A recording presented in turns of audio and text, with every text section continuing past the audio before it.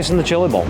Biggest event of its kind for midget racing. It's also the largest event for micros, both indoors and outdoors. We had over 2,000 entries for the shootout across 6 classes. We have over 400 entries for the Chili Bowl for the first time, and it's unprecedented to see the growth of this event and the impact that it has on the community. We bring everything in the building except for the bleachers, so everything else is what we do. We just get in here. We usually work from about 7 a.m. till 7 p.m. Took us about 7.5 days to get everything set up from the time we got the building.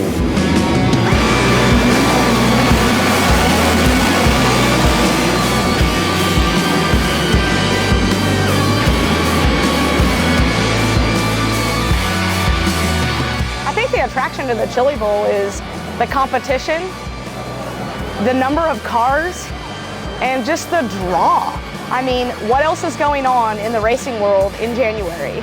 My married name's Webster, but I still race under my maiden name, McQueen, here at the 2026 Chili Bowl Nationals in Tulsa, Oklahoma, and spending a week with 400 of our greatest friends and 14,000 fans.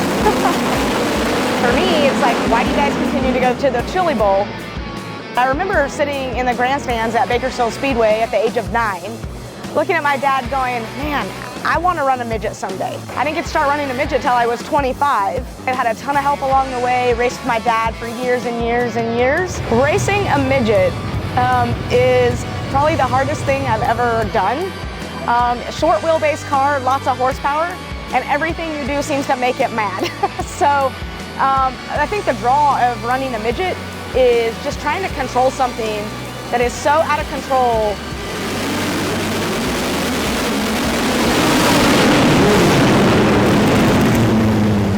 I've been racing all my life, and in 2014 I came here with my dad to experience the Chili Bowl and see what it was all about, and I made a promise to him that in 5 years' time I was going to return, and that was in 14. In 2018 I debuted here as a driver. I just love it, and I brought another Australian here to experience Chili Bowl. He's watched it from far, far away, and that's our plan, is just to keep on coming here and hopefully bring some New Zealanders and some Australians over and give them the opportunity, and that's what we love about the place. The racing is super, super intensive. It's cutthroat, there's elbows up, as we say, and wheel banging, and you soon find out whether or not you've got any, if you've got the kahunas to keep on doing it. I'm Michelle Decker. I drive for Shannon McQueen Racing, and we're at the funnest week of the year, Chili Bowl. I'm not sure how you can explain it. Like, they're direct drives, so if you get them hooked up to the dirt, it's all the horsepower right now. They like to stand up on the back wheels, so that's kind of fun. They're a challenge, so. I come in here with 0 expectations, and at my age I know I'm never going to win a Golden Driller, but it'd be like, you can dream about it, right? But yeah, no, we're just here to try and make the A main on your qualifying night and go good on Saturday. This is my first ever time in a midget, so I'm very excited for this whole week. I already had my prelim night this week. It went pretty well, not the way I expected it to go, but it went pretty well. I normally race 305 sprint cars back home in Indiana, so this is very different for me to step out of doing like the wing stuff to doing non-wing stuff, but I have had a lot of fun this week. I've wanted to race in this building just to get racing with like the big name guys and just like seeing people that I grew up watching racing just come all into the same building, and it's just like very neat and cool to just see me racing against someone that I've looked up to my whole entire life.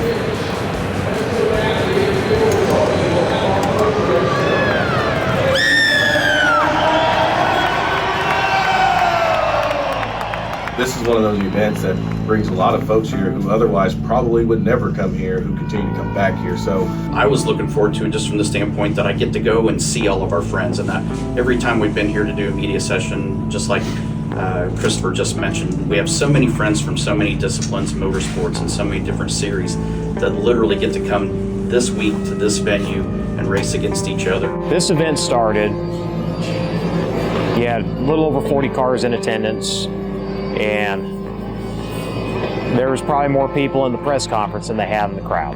You know, when they built this building, they probably never imagined being built for an oil exposition to be able to house and have derricks set up on the lower level that, oh, by the way, we can fit a quarter-mile dirt track in it and put grandstands around it. There's no other facility like this. I mean, there's other indoor events, but none that compare into the way this is set up and how we're able to actually do this event. You don't have to go a quarter mile to the pits. You walk 100 feet. You know, you don't have to walk another half mile to a trade show. You walk another 100 feet. And that's really what makes it unique is the layout of the building, how everything fits together. You're able to access everything, and you're on top of the action the whole time. There's a lot that goes into it. I mean, yet we have to make sure that we hit our marks, make it the same every year. Make sure the cables are tight, the fence is good. The early years, the pit area wasn't as packed, and we had a lot of bicycle races in the pit area, a lot of scooter races in the pits whenever me and Martin were kids, and check out everything in the trade show. There's a lot of cool things in the trade show. Get here before we secure the building, so get here before 1 o'clock, and that way they can roam the pit area, meet the drivers. That's one thing about the event. All the drivers are super nice and accommodating. You can go up and they'll chit chat with you, just like, you know, they're just a regular person. The racing family is huge. I was standing in staging earlier this week and I'm looking up at the big screen and I see my crew chief down on the ramp changing a tire for another team or helping that team. We're all here. We all have a common goal, right? Is to showcase what we've built, you know, and if somebody needs help, somebody needs a tool, I mean, you gotta help them. I think the camaraderie is amazing. I mean, we will help you beat us, right? Everybody helps each other out. It's really good sport, really good people. We're all in this together. Yeah, there's some fighting and some fussing going on, but for most part, we're in here pretty close quarters, so you better make friends with your neighbors and enjoy the time you got with them. If they need help, we're all there. That's probably the cool aspect of this is you'd be surprised to be on top of that ramp when somebody needs help, how many teams actually pitch in and try to get the job done. Because at the end of the day, we don't want to beat anybody that way. We want to beat them heads up on the track. I'd rather beat you on the racetrack than be like, oh no, I don't have those parts for you or whatever, and beat you in the trailer. No matter what happens, you got to keep your emotions in check here. That's because you never know who's watching. It's kind of fun to watch your crew's faces and the enjoyment they get out of knowing you transferred 2 or 3 times, maybe 4 or 5. It's kind of exciting at the top of the ramp. I don't really care where I finish, just as long as I'm having fun. I've been having fun this whole entire week.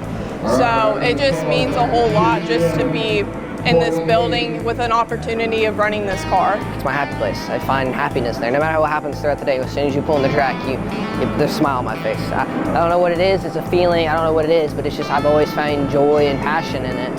And I think it's mainly the adrenaline rush, and I think it's competition.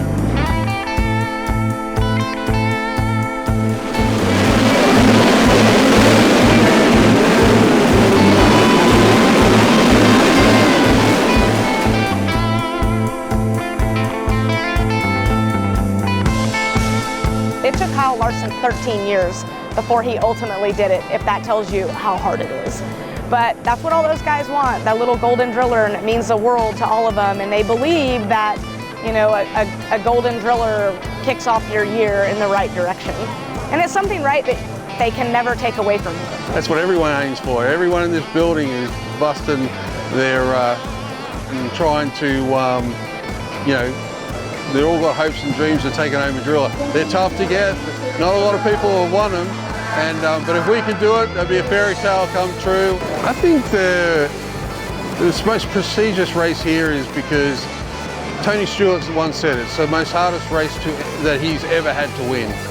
You know, you have so many people here from different walks of life. You have the very best of the best here. And you're competing every night. Like every night here is like a fairy tale of great race car drivers from IndyCar, NASCAR, Speedway, modifieds, sprint cars, World of Outlaw guys, all in the one group of cars. It is tough. It is super tough. It's a very humbling place. The racing here is, you know, I would say is 95%, maybe 98% luck.